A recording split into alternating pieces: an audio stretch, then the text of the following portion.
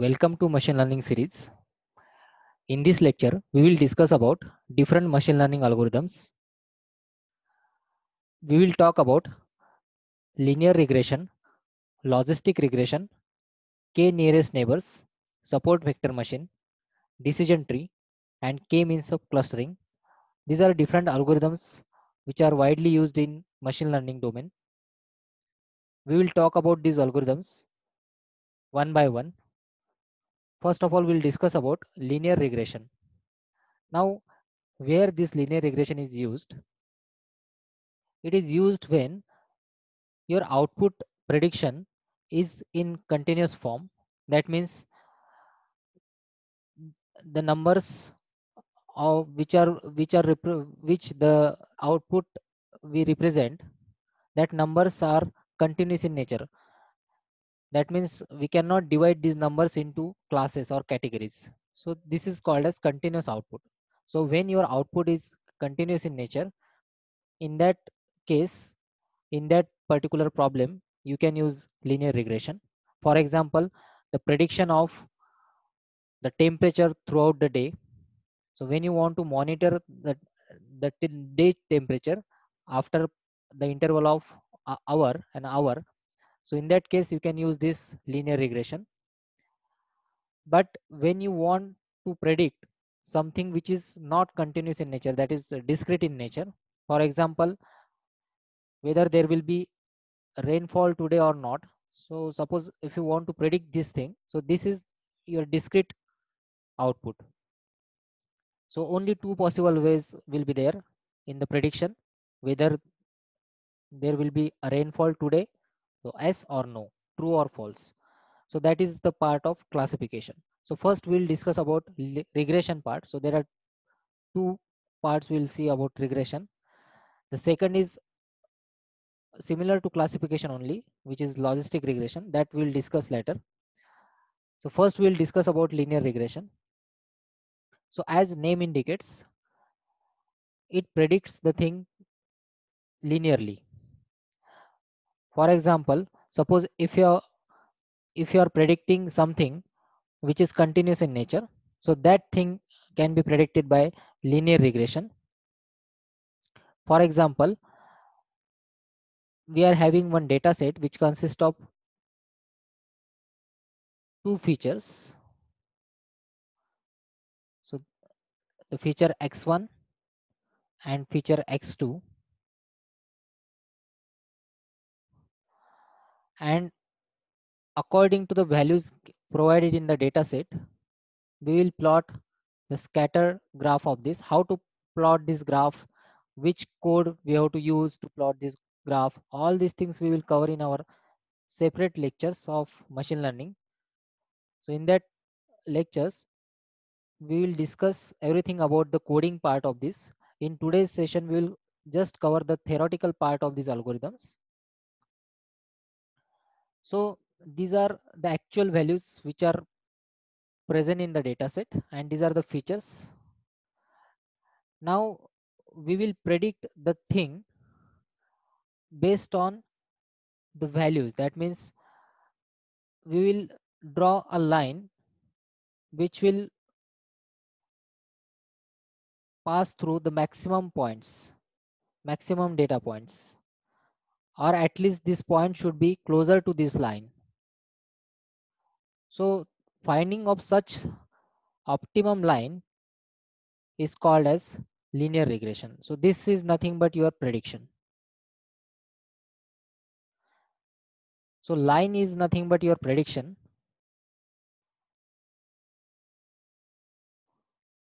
and these points, these data points, are nothing but your actual data.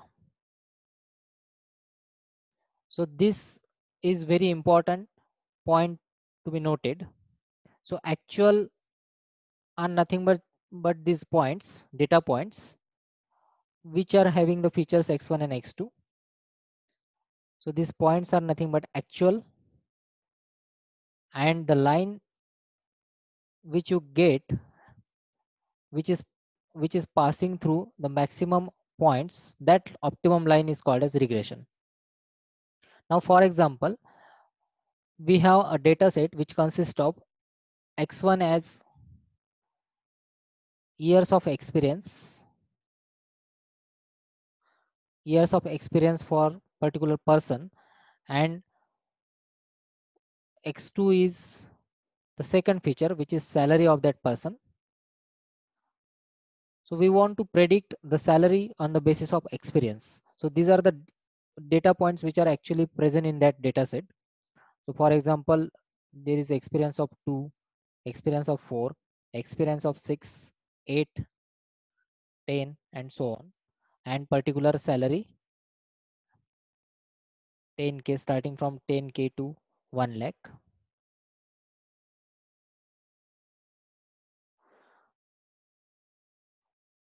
So these are the features, right? So you're predicting salary on the basis of experience. Now this line is a generalized line. This line will indicate the accurate values of salary for the experience, for the years of experience value. So if any other person having particular year of experience is joining the company, suppose a new person is joining the company of having 7 years of experience, so on the basis of this line, you have to plot the prediction, you have to plot the projection of this value on this line, and corresponding salary projection will give you that value of salary, particular salary. So this should be the actual salary to be given to that person of 7 years of experience. Similarly for 8 years, 9 years, 10 years, like this. So this is what the model performs. So as a data scientist, as a machine learning engineer, you have to build such a model. So this is one scenario where we are discussing about the data of company consisting of two features, experience and salary. They have randomly given the salary on their own basis, on their own model. They don't have a particular model. So as a data scientist, we are providing them a good model, a perfect model, a prediction based model. So in that model, we are generating this line, which is regression line. And on the basis of this line, they can tell the exact amount of salary to be given to that person. Now see here, according to their actual values, when this line is not there, that means there is no such model present, right? So this is just a data. If the line is not there, that means it is just a data of their company. So they are giving this person a good amount of salary here, but actually, depending on that years of experience, that person should get only this much amount of salary. That means if suppose he's getting 1.3 lakhs of salary, but he should get 1 lakh only according to this model. So as a data scientist, we are providing these models to as a solutions to the different organizations, different problems. And this line looks like a linear line which is having y is equal to mx plus c equation, the line equation. You already studied this in the maths. So y is nothing but your output, which is here salary. M is the slope. Now suppose if I consider two values here,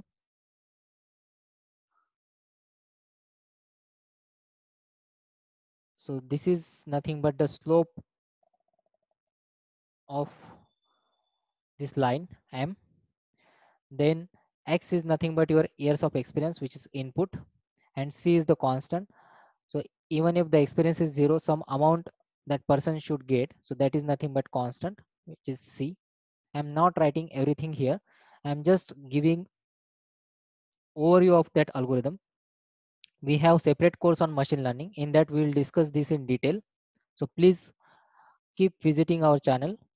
We have already covered these lectures earlier in machine learning lecture series. So this is about the regression part. Once again, I will repeat. Regression is used for predicting the values which are continuous in nature. Now, this is continuous output, right? Because salary amount, there is amount, that means the amount is continuous in nature. That means 10k, 20k, 25,000, 27,000, 30,000. So it may go any value. It may be 27,500. That means it is continuous in nature. We cannot divide into classes.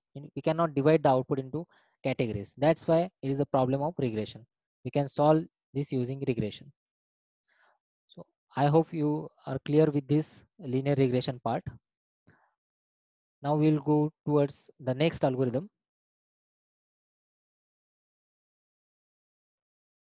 which is a logistic regression.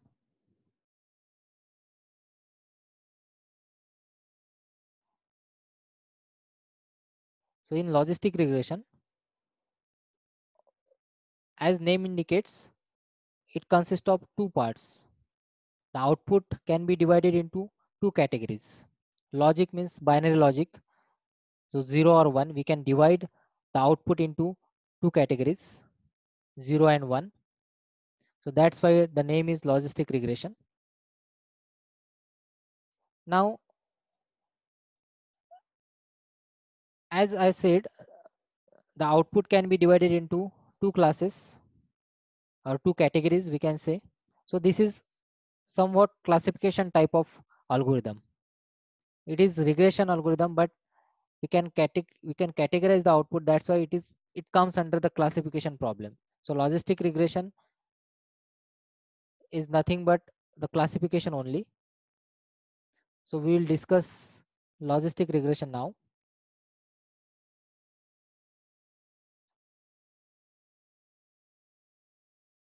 So again we have two features, and according to the data which is given in the data set, which is actual data. So according to that, we are having these points.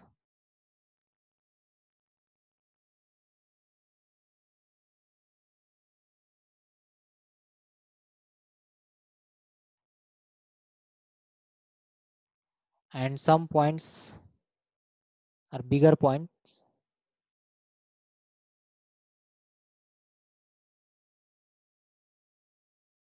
For example, if there is rainfall today or not, that means yes or no, only two possible values.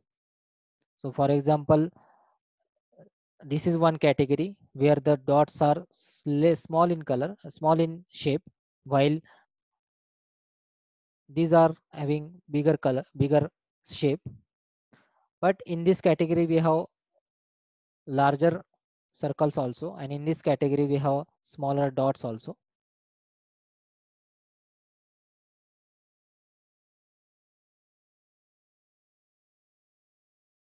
So few small dots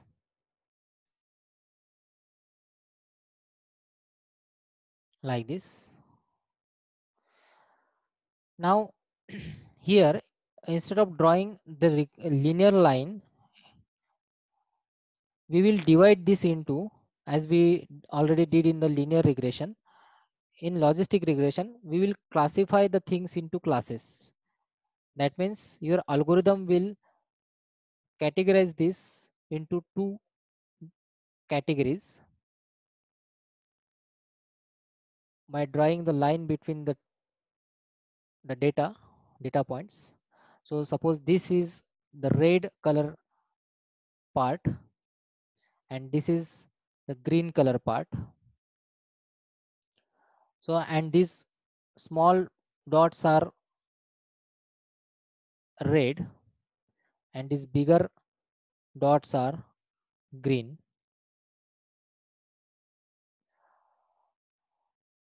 So small dots are more in red area and bigger dots are more in green area. That is what we want to classify, right? Because if more dots, more larger dots are present in the green area, that means it is truly classified. Similarly, if small dots, complete dots are present in the red area, that means it is completely classified. But in this case, we are getting few bigger dots into red area and few smaller dots into green area. That means we are not getting 100% accuracy, and you will not get this 100% accuracy always. So depending on your data set and what algorithm you are applying, according to that you will get the accuracy. How to find the accuracy, we will discuss this in the separate lecture. Using confusion matrix, we use confusion matrix to get the accuracy, to find the accuracy of the algorithm. So I have already discussed about this in previous lectures, what is confusion matrix, how to find the accuracy. So please visit the previous lectures on machine learning. So in logistic regression, what we are doing actually, we are dividing our data into two parts, 0 and 1, or category 1 and category 2. So this is category 1 and this is category 2. So suppose if new data we want to add, so in what class we have to add that data, so that is decided by these classes. So depending on the actual data, so there are only two possibilities in your output. Suppose this is your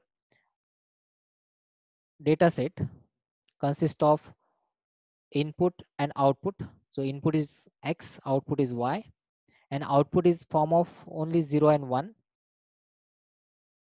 like this. So suppose these dots are nothing but 0, these small dots are nothing but they are representing 0 of your output, and these bigger dots are nothing but 1 in the output.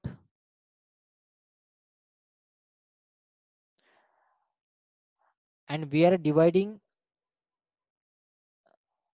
as a prediction, we are dividing this data set into two parts, red color and green color. So these smaller dots are green color, sorry, red color, and bigger dots are green color. So if all the red dots, which are actual data points, falls under red color shape or red color part, and all the green points falls under green color part, that means your accuracy is 100%. Obviously you will not get 100% in practical case, because here also some green color dots are present in the red and few red color present in the green, but still you will get the accuracy above 90% or closer to 90%. So one thing, important thing to be noted in this type of classification problem is the points, the data points, the scattered data points are nothing but your actual value. This is actual, and the partitions or the parts created, parts or regions created. Now here our algorithm will divide this whole data set into two regions. This is region 1, this is region 2. So regions created are nothing but prediction. So in every machine learning algorithm, you have to study this first. What is prediction and what is actual? Your output will look like this. Your output will look like this in case of logistic regression. But you should be able to understand this, what is happening. So these points are nothing but actual points which are according to the data set, whatever data set we are using. According to these data sets, we are getting these points. So whether they are small in size or bigger in size, these are nothing but your output present in the actual data set. And the regions created is nothing but prediction. So these are created by the algorithm. So these small dots indicates red color and bigger dots indicates green color, and two regions are created. This is region red and this is region green. So if actual data points which are red in color, majority of the red dots falls under red color and majority of green dots falls under green color, that means your model is perfect or it is nearly perfect, we can say, because its accuracy is about, if it is more than 90% or closer to 95%, 100%, then we can say that model is moving towards the 100% accurate accuracy, right? So this is about logistic regression. So why it is called as logistic? Because it depends on the logic of 0 and 1, or true or false. So this type of working of the algorithm is nothing but the classification, where we divide the output into classes. So this is class 1 and this is class 2.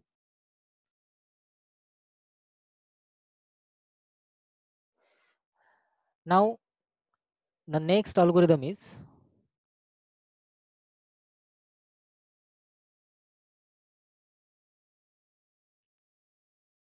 one second. Okay. The next algorithm is k nearest neighbors, which is KNN. In this case, we will follow certain steps. In this algorithm, particularly k nearest neighbors, we will follow certain steps. First of all, I will draw the graph, or the axis. So there are two axes, x axis and y axis.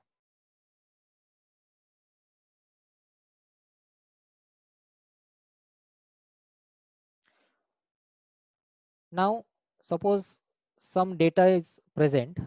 So some cross are there,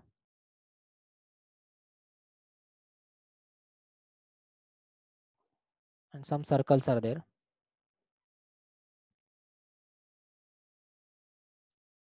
in the data set provided.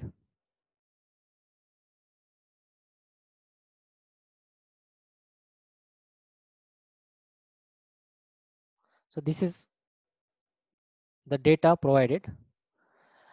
Now suppose new data point we want to add in this. So on which category, on which category we should put that data? Means suppose one data is there, new data is coming, and we want to put this data in our data set. So where to put, whether in class first or class second? So we don't know that. So we can apply this KNN algorithm to predict the class of that new data point. So first step you have to follow is choose the number of k values or k points.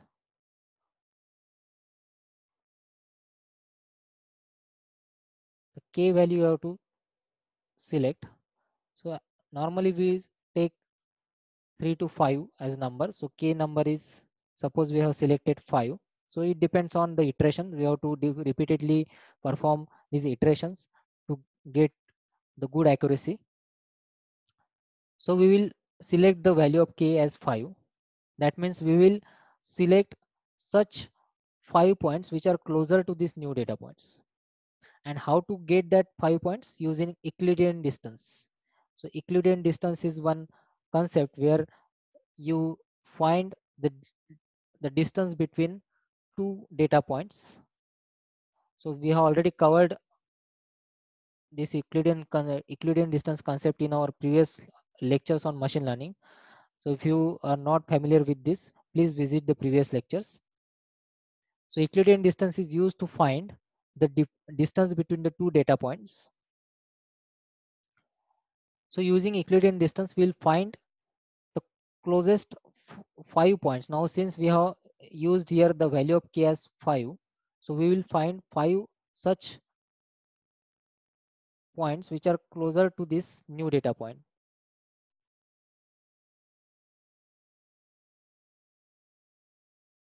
So this and these three. So these three circles and these two cross, these are 5 closer points to this new data set, new data point,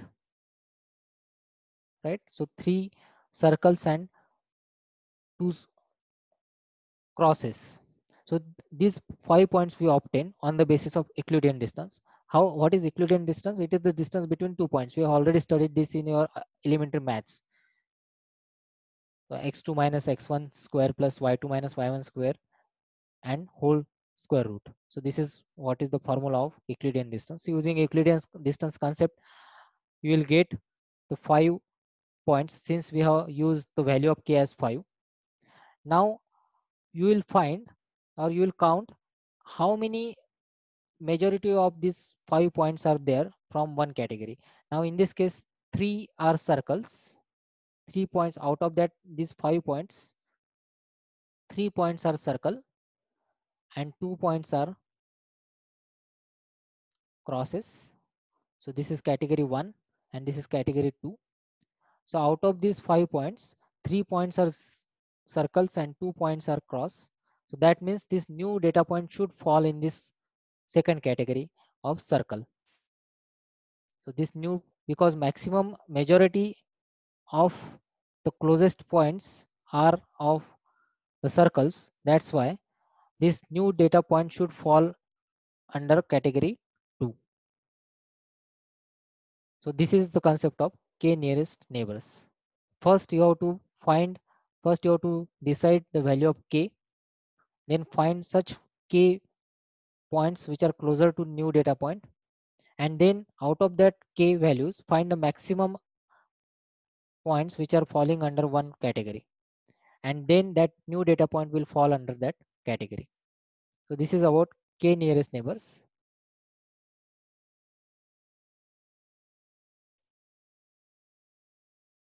Now we'll talk about support vector machine, SVM.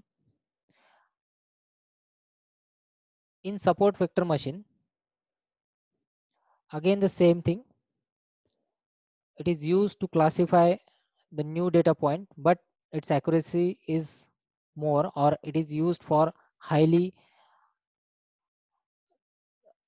to separate highly non-linearly separable data. There are two types of data. First of all, we will discuss that what is linearly separable and what is linearly non-separable or non-linear separable.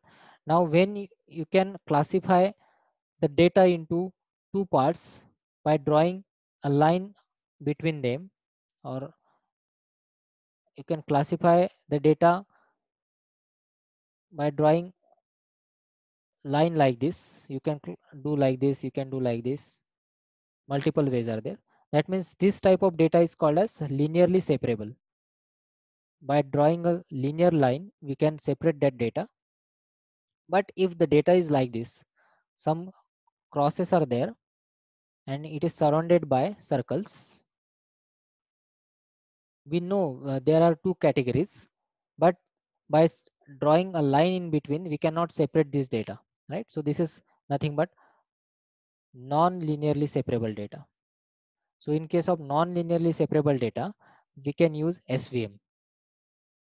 So first of all, we'll discuss what is SVM.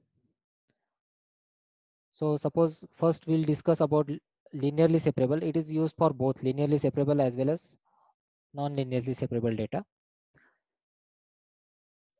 Suppose the data is the same type of data we'll take. The crosses are there and circles.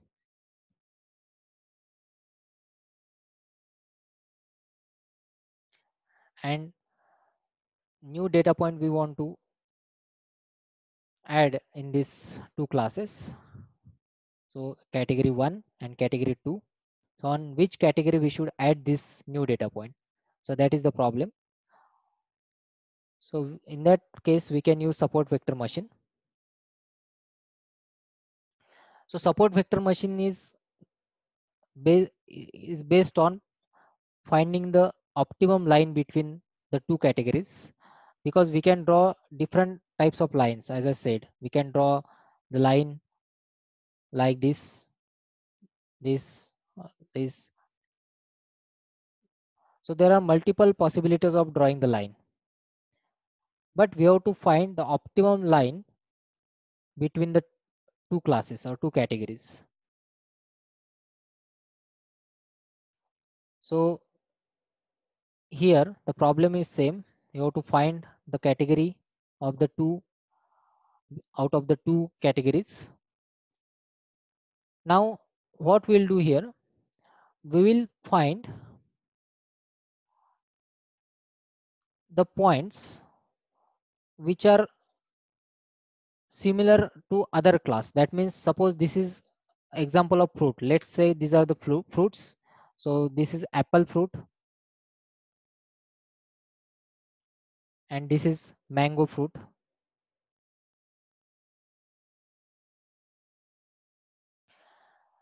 So we will find such apple which looks like a mango.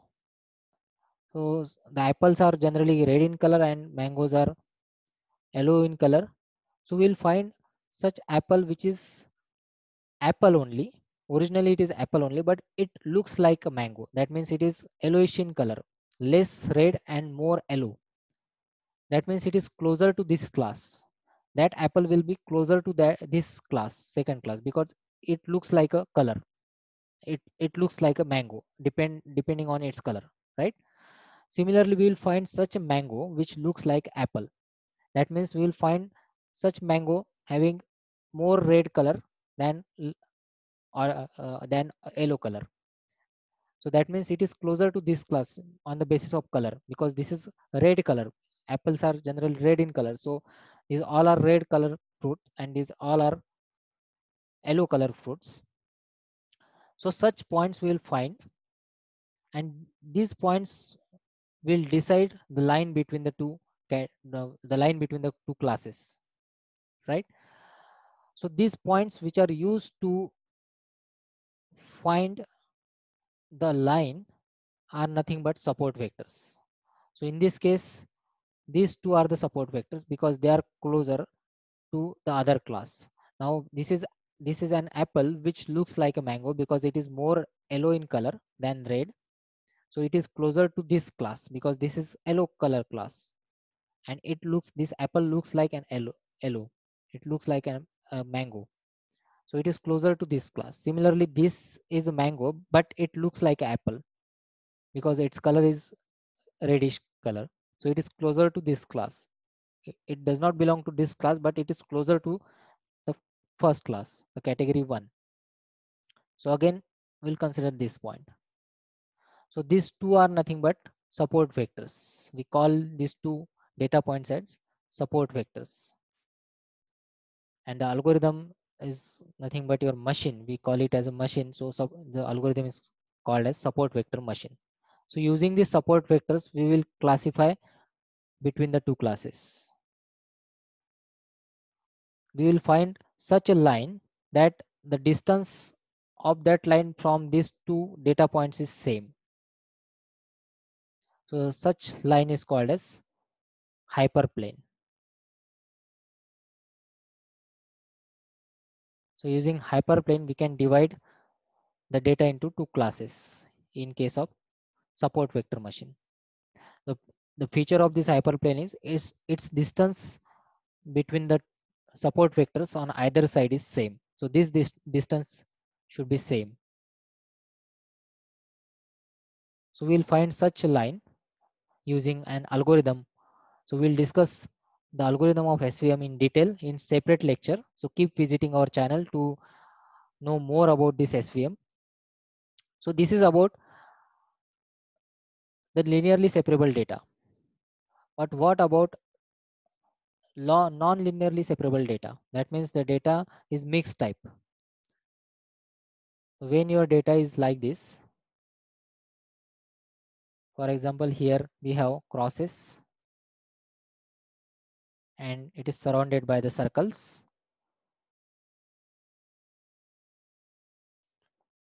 So in this case, we cannot separate this data linearly. That means by drawing a line, we cannot divide this data. So in this case, you have to use a kernel. Kernel is function.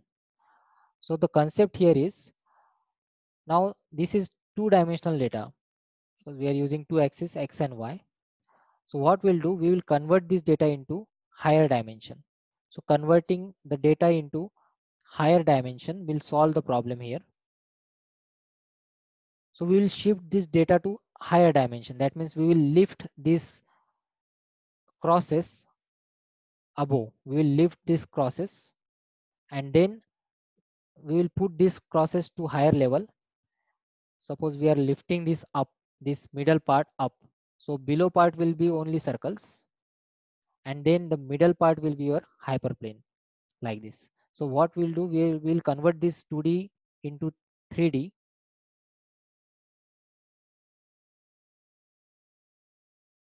So by lifting this middle data upside,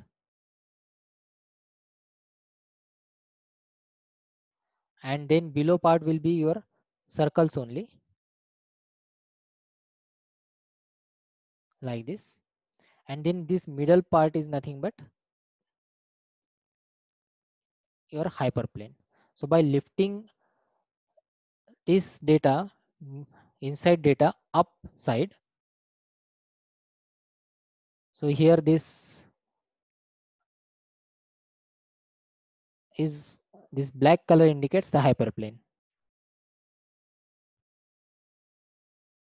And then again shift your, after processing, again shift your 3D data into its original form, which is 2D. So after shifting this, again shift this data into 2D, but in this case we will have this boundary. So this is nothing but hyperplane. So your data will look like this after processing. So our aim is to generate this partition. So this is our aim, to generate this partition. So how to generate this partition? By shifting the original data into higher dimension, and then again shifting, after processing on the data, after getting that hyperplane, again shift it to original form to represent that data into 2D by observing its coordinates, x coordinate and y coordinate, like this. So this is about support vector machine. It is about non-linearly separable data. Now this type of data is called as non-linearly separable, and to use this we are using mapping functions, different functions we use like Gaussian, linear. So as you know, the shape of Gaussian function is like this. So in this case you can use this type of Gaussian curve where the data is non-linearly separable. So when the data is non-linearly separable, you can use kernel as Gaussian function. When the data in support vector machine is linearly separable, that time you can use the kernel as linear. So while discussing in the code, we will again see this, how to write the code for this in Python, the code for support vector machine. So this is about support vector machine. Now we'll discuss about the next algorithm, which is decision tree. This is again important algorithm. It is used to classify highly non-linearly separable data. Highly non-linearly separable data. That means if the data is of highly mixed type, so in that case you can use decision tree. For example, there are the crosses,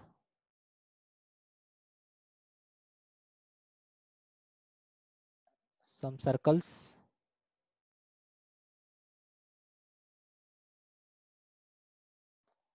again in this region it is completely circle based region.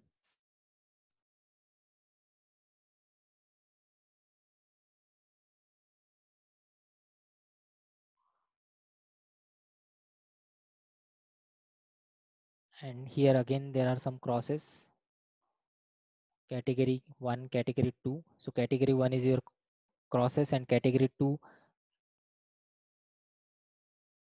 are your circle, and again there are some circle present in your data set.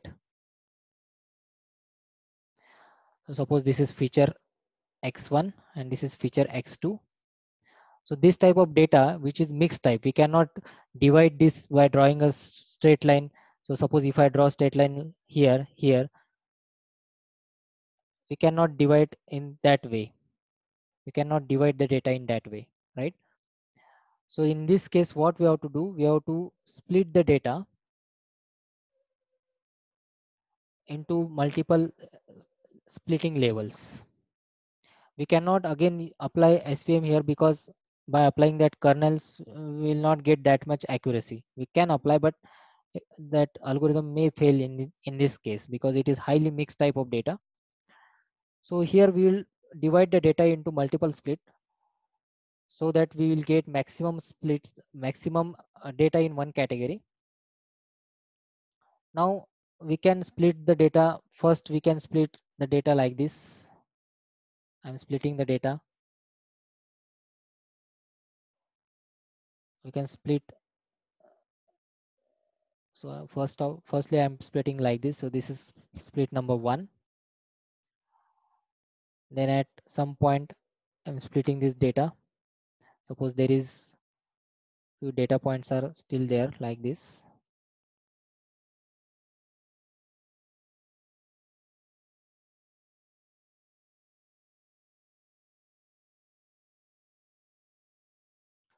The second time I'm splitting the data.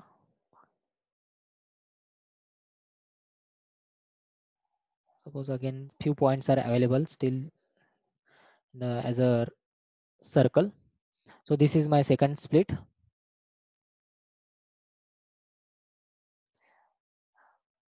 And I can split here. This is split number 3. And lastly I can split the data into 4th time. So first time when I splitted the data, we are getting more circles on one side because on this side there are kind of equal type of circles and crosses, but on this side more circles I am getting, so I have split the data there. Now second split I have done here where I'm getting more crosses than circles. Then third time I am splitting the data here because here on one side I am getting more circles than on second side because here there is mixed type. And then last split I'm doing here. I'm not drawn this accurately, but here on one side I'm getting more circles than the crosses on other side. So the objective is to get at least one type of data on as a majority after a split. So after first split we are getting circles as majority on one side.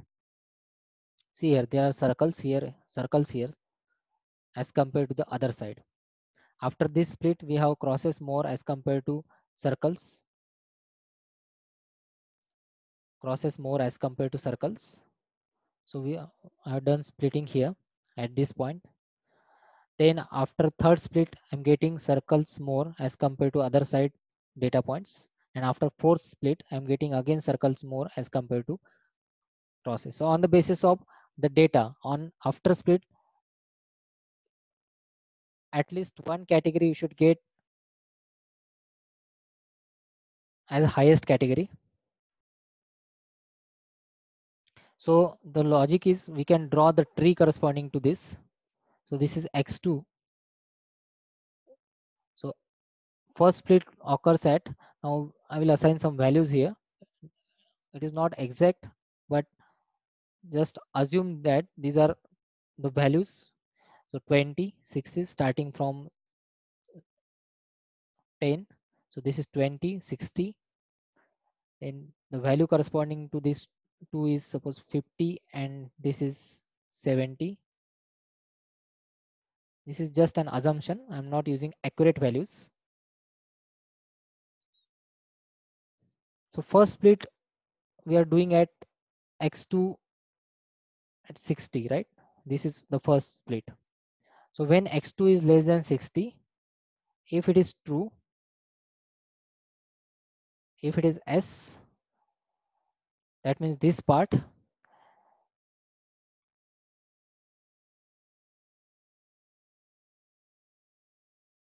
and if it is no,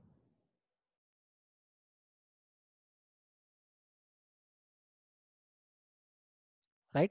So first part is x2 is less than 60, So yes or no. And then second part we will discuss about x1. So if x1 is greater than 70, I think here it should be greater. X2 is greater than 60. So if it is S, if X2 is greater than 60, if it is S, then it will split, it will check for the second split. So if X1 is greater than, now this is X1 and this is 70 value. So if X1 is greater than 70, again there are two possibilities, S and no. So if it is X, S, if X1 is greater than 70,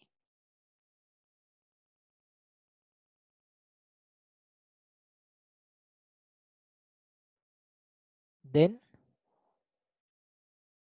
I'm sorry, we'll redraw this. Okay, so X2 we are discussing. So there should be X2 less than 60 only. So if X2 is less than 60, it will check for X1. If X1 is greater than 70, then if X1 is less than 70, if S, then it will indicate by 0. Otherwise, it will again check for X2. If X2 is less than 20, if S, then you will get 0. If no, you will get cross. Similarly here, if X2 is less than 60, no, that means above side. So it will check for X1 value 50. If X1 is less than 50, again there are two possibilities, S and no. If X1 is less than 50, that means all are, at this case 50 is nothing but this point, so all are crosses.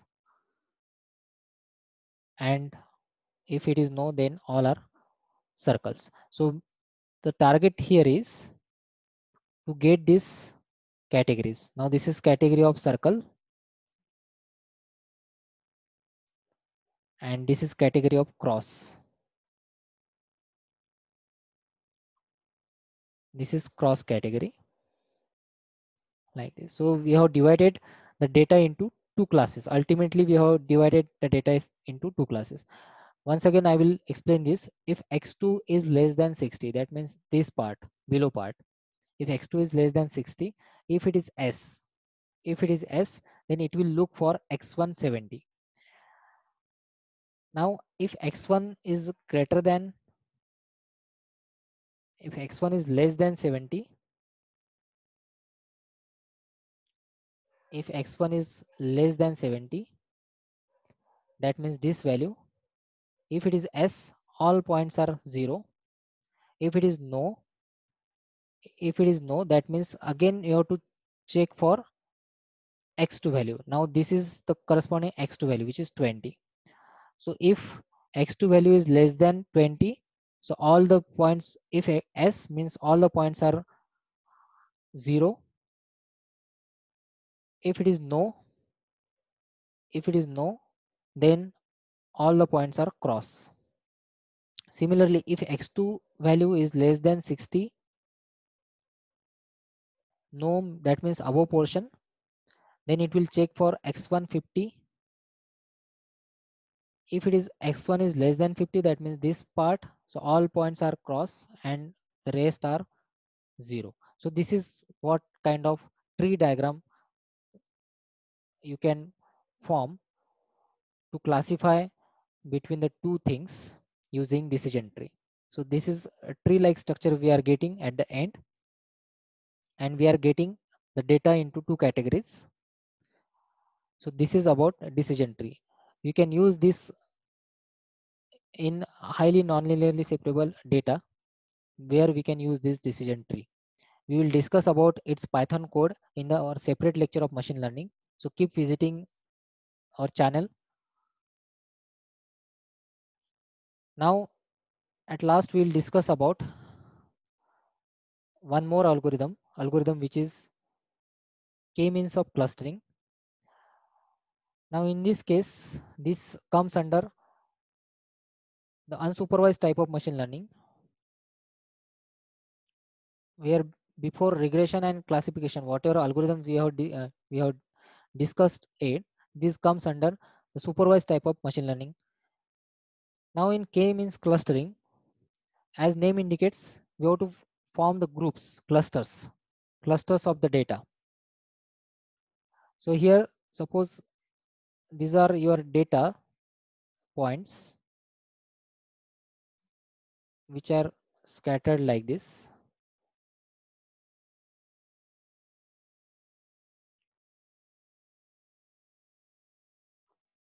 So randomly scattered points are there. Few points are here also like this. So these are the data points available according to the given data set. So again here you have to follow certain sequence of steps in the algorithm. First of all, you have to select the k number of clusters. That means some value you have to select. How to select this value we'll discuss later. So for example, I have selected this value as 3. That means we have to divide this data initially into 3 clusters or 3 groups. That means this is my one group, I can say.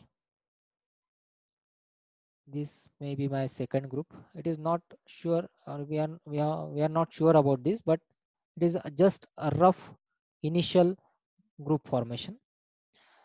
We are not sure about that this should be the group or this is the perfect groups, right? But by using this value, we are dividing the data into these many clusters because we have taken the value of k as 3, initial value of k.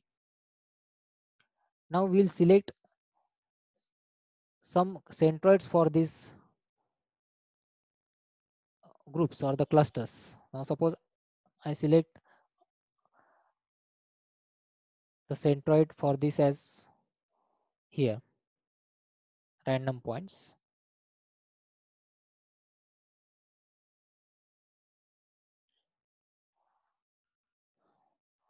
And then we'll find the distance of every point of your data with these 3 centers. And based on that, we will divide this whole data set into clusters. That means these points are closer to this centroid, so this comes under one cluster. Similarly, these all points are closer to this centroid. That means these points belongs to one cluster, and these points are closer to this centroid. That means these all falls under one cluster. So likewise, we got these 3 clusters initially, but we are not sure whether they are correct or not. So what we'll do, we will reassign each data point to new centroid. Now how to find the new centroid? We will take the average of this coordinate average of these points, and we'll find the new data points for this, a new centroid for this. So suppose the new centroid here is, this is the new centroid after taking the average of all these data points of initially taken data points in that cluster.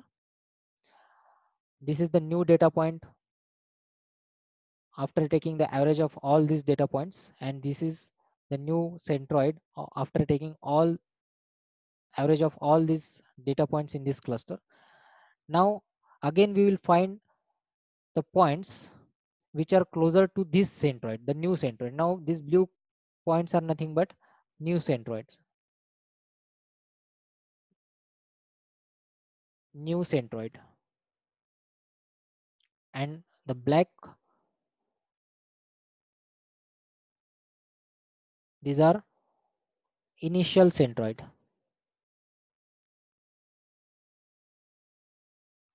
Initial centroid. So we will find the clusters according to new centroid again. The points which are closer to this new centroid will fall under one cluster. Now, for example, these all points are falling under this new center.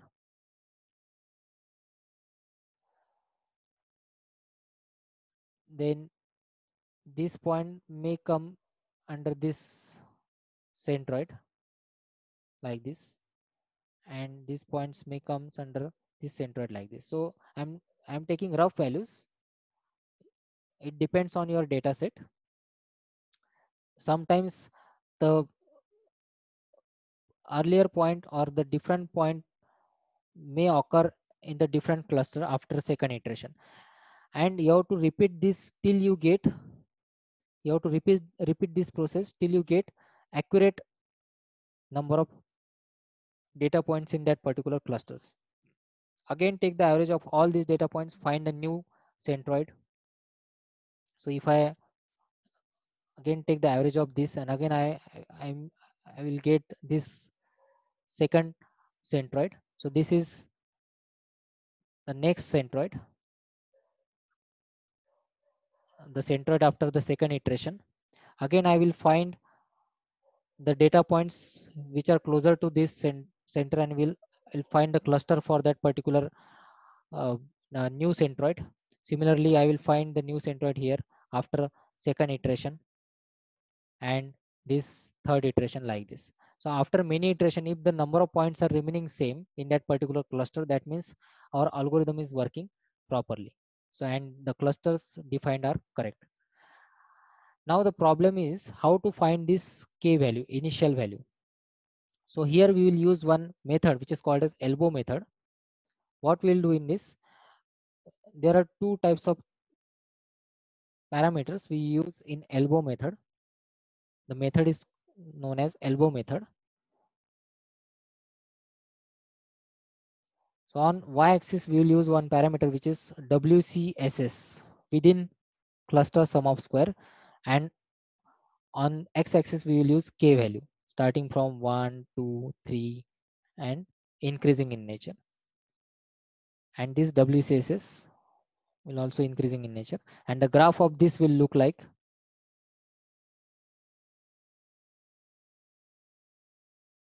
this. So at some k value, your graph or your WCSS is moving towards the constant. It is not drastically decreasing. So that point is nothing but your elbow point. And the value of k corresponding to that, we have to take it as an initial value. So here the value of k as 3, that's why we have taken 3. So it depends on your data set values. You have to first find the WCSS within cluster sum of square.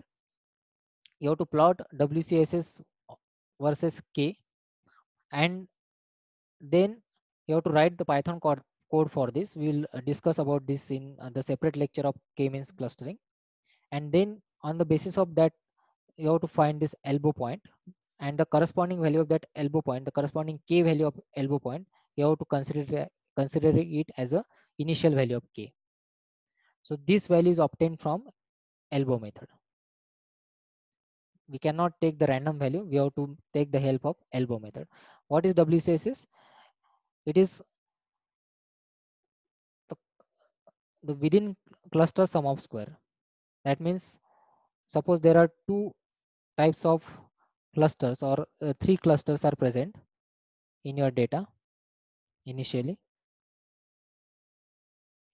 So there is one centroid and the points, again some points are there, and with the centroid and the points. So what we'll do, we'll find the distance, sum of the distance of the square of the distance between all the cluster points. That means we'll find, now suppose this is C1, the centroid 1, and there are suppose 10 points available in this cluster. So we'll find the distance of all these 10 points from this centroid Then we'll take the square of this all the points. Similarly, we will do with this. We will find the distance of every point from that centroid, and we will find the square of that distance, and we will add all the squares of all the clusters together. That becomes your within cluster sum of square. That becomes your within cluster sum of square. So this value we will use initial as an initial value, and on the y-axis we will use this value, and on the x-axis we will use k value. So initially that value will be larger, and then it will fall as we increase the number of clusters. So because as the number of clusters increases, WCSS decreases. You can verify this by plotting, by observing the result in Python. So as the number of k increases, k value increases, WCSS decreases. Within cluster sum of square decreases. So on the basis of this elbow method, we can find the initial k value in k-means clustering algorithm. So this is about the theoretical aspects of all these algorithms, machine learning algorithms. In coming lectures, we'll discuss about how to write the Python code for these algorithms, and how to observe the output of these all algorithms using various platforms like Google Colab and Python IDE, as well as we'll discuss about Jupyter Notebook. So stay tuned to Electron ITS YouTube channel. If you like this video, please subscribe the channel and keep visiting the channel. Thank you.